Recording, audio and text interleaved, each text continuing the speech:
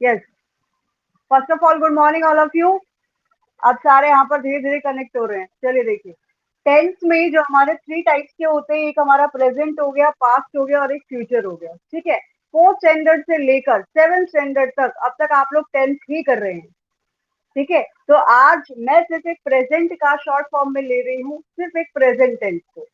Present tense जो सबसे important tense होता है, हमारा मोस्ट इंपॉर्टेंट टाइम जिसको हम कह सकते हैं, मोस्ट इंपॉर्टेंट टाइम है हमारा नाउ मीन्स प्रेजेंट। वो टाइम एक पास्ट हो गया जो बीत चुका है, वो हमारे लिए इंपॉर्टेंट नहीं है क्योंकि हम उसको कुछ कर नहीं सकते हैं। वो टाइम हमारा बीत चुका है, वो हमारा क्या है, पास्ट है। एक फ्यूचर जो आने वाला है, ठीक है, वो हमें पता नहीं है, वो हमारा टाइम कौन सा हो गया, फ्यूचर हो गया। प्रेजेंट जो इस टाइम चल रहा है, और मैं आज प्रेजेंट टेंस को ही ले रही हूँ, उसको डिफाइन कर रही हूँ, और एक छोटी सी फॉर्म में वो भी। ठीक है, प्रेजेंट टेंस के हम सबको पता है कि कितने टाइप्स होते हैं बेटा, इन सबके फोर टाइप्स होते हैं। कौन कौन सा होता है, सिंपल होता है, कौन कौन सा होता है बेटा, सिंपल। उसके बाद हमारा कौन सा होता है, सिंपल को इंडेफिनिट भी कह देते हैं। उसके बाद हमारा कॉन्टिन्यूअस, देन हमारा कॉन्टिन्यूअस के बाद हो गया हमारा परफेक्ट, और परफेक्ट के बाद हो गया हमारा परफेक्ट कॉन्टिन्यूअस।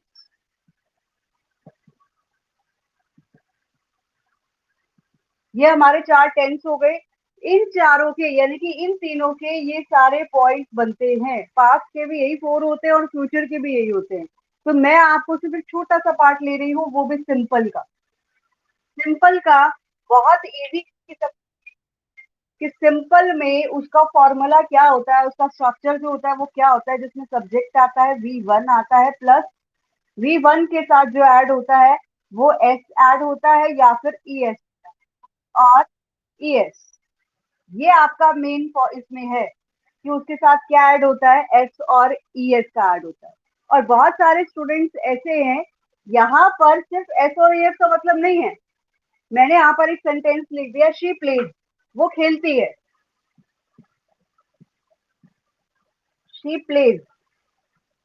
फुटबॉल ले लो या फिर कोई भी गेम ले लो, शी प्लेज फुटबॉल, ये आपका सेंटेंस हो गया कि वो गेम खेलती है। यहाँ पर इस पर मैंने एस लगाया है, यही चीज आपको बता रही हूँ कि ये एस क्यों लगा है, क्योंकि यहाँ पर हमारा सब्जेक्ट क्या है, सिंगुलर है। ठीक है, बहुत छोटा सा पोर्शन है, इसको ध्यान से समझ लीजिएगा। यहाँ पर शी है, सब्जेक्ट अगर हमारा सिंगुलर है तो हमें क्या लगाना है, एस और एस का यूज करना है। और सब्जेक्ट हमारा प्लूरल है तो एस और एस का यूज हमारा नहीं होगा। वही चीज हमारी डू और डज में जाती है। अगर मुझे इस सेंटेंस को नेगेटिव में चेंज करना है, शी प्लेज फुटबॉल, अगर इसको मुझे नेगेटिव में चेंज करना है तो मैं यहाँ पर क्या लिखूंगी, शी के साथ डू और डज क्या यूज होता है,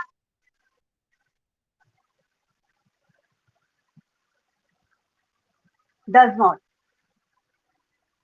बहुत सारे बच्चे, अगर मैंने किसी भी सेंटेंस किसी भी स्टूडेंट को ये बोला है कि इसका नेगेटिव में लिखो, तो वो क्या करते हैं, शी इज नॉट यूज कर देते हैं, she is not play football. अगर आपको सिंपल को इनडेफिनिट का अगर नेगेटिव में जाना है तो डू और डज का आपको यूज करना होगा। और अगर उसी का ही आपको इंटेरोगेटिव बनाना है बच्चे, तो वही डज जो आपने यहाँ पर आफ्टर शी लगाया है, आफ्टर सब्जेक्ट लगाया है, वही डज आपका कहाँ चला जाएगा, बिफोर सब्जेक्ट। अगर आपको उसको इंटेरोगेटिव में लिखना है तो वो क्या बनेगा, does she play football.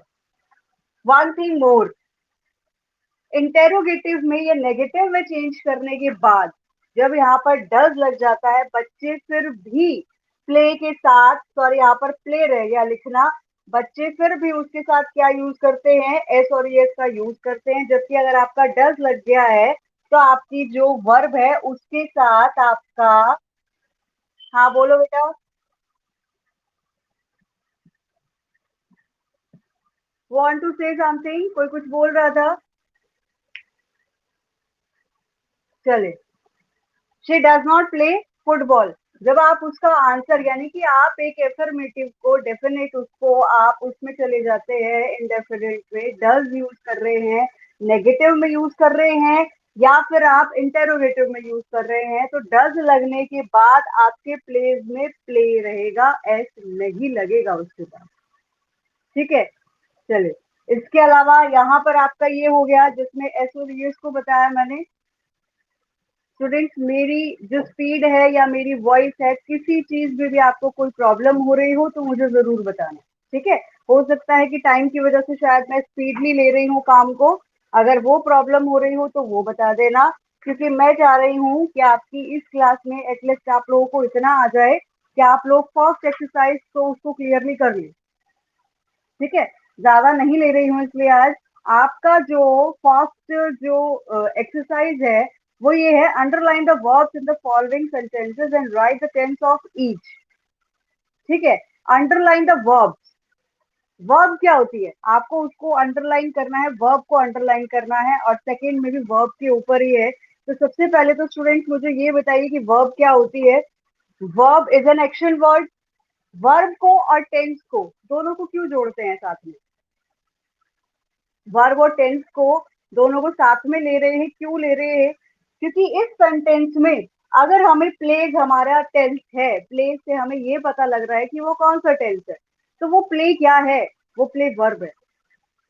Right, अगर हमें प्लेज से हमें अगर टेंस का पता लगाना है, हमें शी प्लेज फुटबॉल लिखा है, तो हम ये कहते हैं कि हमें इससे टेंस का कहाँ से पता लग रहा है, क्या हमें शी से पता लग रहा है कि ये प्रेजेंट है, या फुटबॉल से पता लग रहा है कि ये प्रेजेंट है, नहीं पता लग रहा, हमें पता किससे लग रहा है, प्ले से पता लग रहा है, प्ले की फॉर्म से पता लग रहा है, क्योंकि यहाँ पर प्ले जो दिया हुआ है एस लगा हुआ है, प्ले लिखा है, सिंपल फॉर्म में है, फर्स्ट फॉर्म वर्ब की फर्स्ट फॉर्म में है, इसलिए हमें यहाँ से इस प्ले वर्ड से हमें पता लग रहा है कि ये जो टेंस है ये सिंपल टेंस है। तो वो प्ले क्या है, प्ले हमारी वर्ब है। वर्ब क्या होती है बेटा, what is verb, verb is an action word, action word जिसको बोला जाता है, और सेकेंडली उसको हम क्या बताते हैं, जिससे हमें किसका पता लगता है, टेंस का। वर्ब एक ऐसा चीज है हमारी, एक एक्शन वर्ड, एक सेंटेंस में वर्ब के थ्रू ही हमें टेंस का भी पता लगता है, एक वर्ब ही हमें बताती है कि वो कौन से समय में काम हो रहा है। ठीक है, अगर यहाँ पर मैं प्ले की जगह पर प्लेड कर दूं, सपोज यहाँ पर मैंने प्लेज ना लिखा होता, मैं इसकी जगह पे प्लेड कर देती, तो हमें क्या पता लगता उससे कि ये काम हो गया। प्लेड लगा देने से क्या हो जाता कि वो पास्ट में चला जाता। ठीक है, अब हमें किससे पता लगा, किसने बताई हमें ये चीज, हमारी वर्ब ने बताई।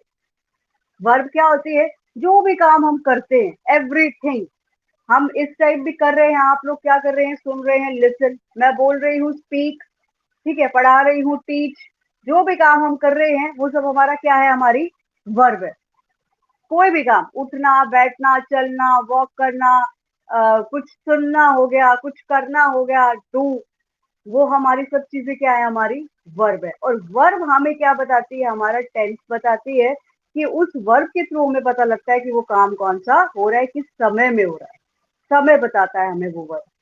ठीक है, चलिए यहाँ पर आपको फर्स्ट जो आपकी एक्सरसाइज है बेटे, फर्स्ट एक्सरसाइज में आपको अपने वर्ब पर अंडरलाइन करना है। अगर आप लोगों ने बुक ओपन की हुई है तो आपको ज्यादा काम आज नहीं दे रही हूँ, 1 और 2 एक्सरसाइज ही दे रही हूँ, उसके बाद कल इसको डिटेल में, ड्यू टू नेटवर्क हमारा जो क्लास था वो पूरा टाइम नहीं हुआ है, तो आपका जो फर्स्ट एंड सेकेंड एक्सरसाइज है वो आप उसको कर सकते हो। फर्स्ट एक्सरसाइज ये रही आपकी। फर्स्ट ऑफ ऑल इसको आदत बना लो कि एक्सरसाइज करते टाइम आपको उसकी हेडिंग जरूर रीड आउट करनी है। ठीक है, underline the verb and the following sentence and write the tense of each. सबसे पहले आपको क्या करना है, वर्ब को अंडरलाइन करना है। ठीक है, वर्ब को अंडरलाइन करने के बाद आपको उसका टेंस लिखना है। फॉर एग्जाम्पल फर्स्ट है आपका, we go to school every morning. उस सेंटेंस को रीड करने के बाद हमारे उसमें वर्ब क्या है, गो, जाना, और कौन सी फॉर्म में है, सिंपल में है, कोई उसके साथ ईडी या कुछ और नहीं लगा है, तो वो कौन सा टेंस है बच्चे, सिंपल प्रेजेंट टेंस, या उसको इंडेफिनिट भी आप बोल सकते हैं। ठीक है, सिंपल प्रेजेंट टेंस है हमारा वो। गो को अंडरलाइन करेंगे, उसके बाद सॉरी सामने लिखेंगे सिंपल प्रेजेंट टेंस। सेकेंड है हमारा, ही सॉ अ फिल्म। उसमें हमारा जो सेकंड है उसमें वर्ब हमारी कौन सी दी हुई है? सॉ। सॉ कौन सी फॉर्म होती है? Second form. सी की सेकंड फॉर्म होती है सॉ। सी की सेकंड फॉर्म होती है सॉ। सी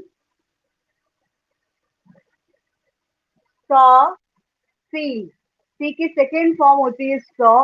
तो सॉ से हमारा क्या चला गया? हमारा पास्ट। सॉ से हमारा क्या चला गया?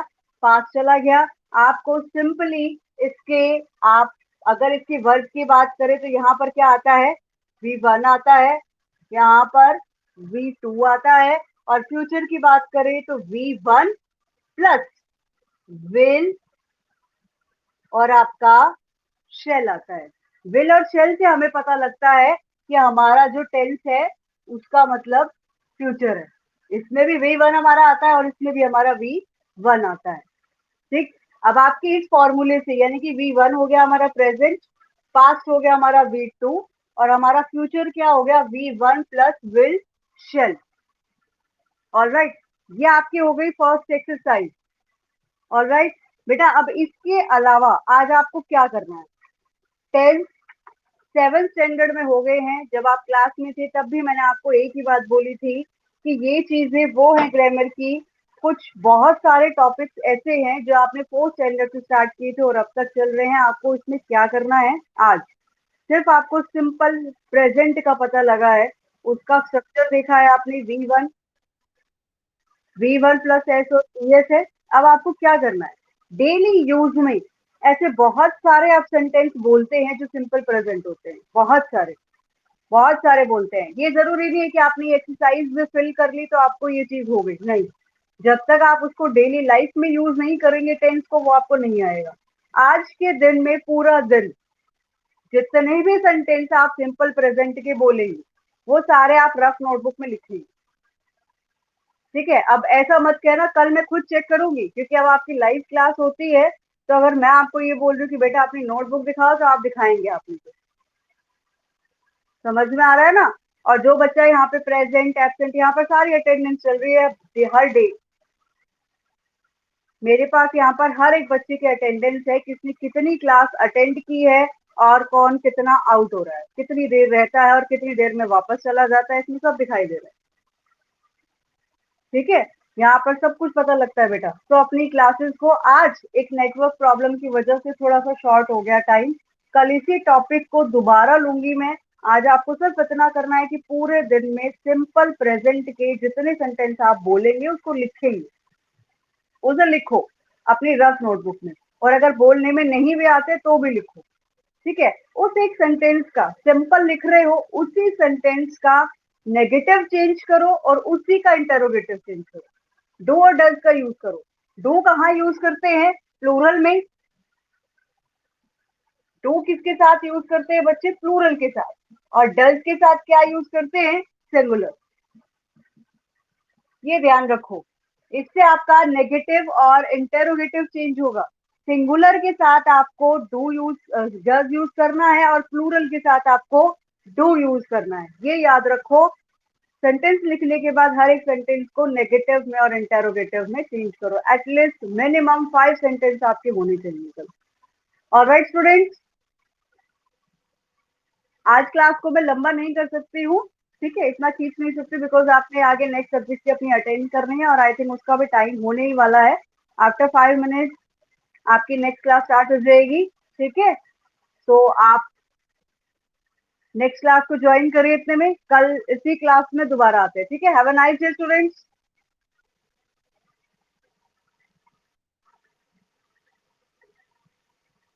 Okay, now leave all the class beta. You can leave now, all of you.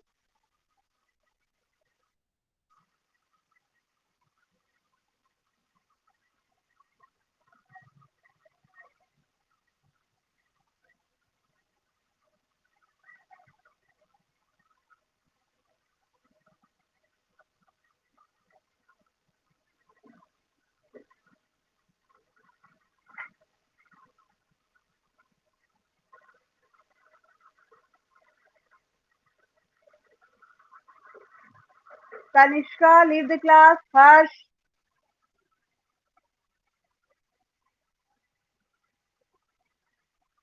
Tanishka, Ashu, leave the class.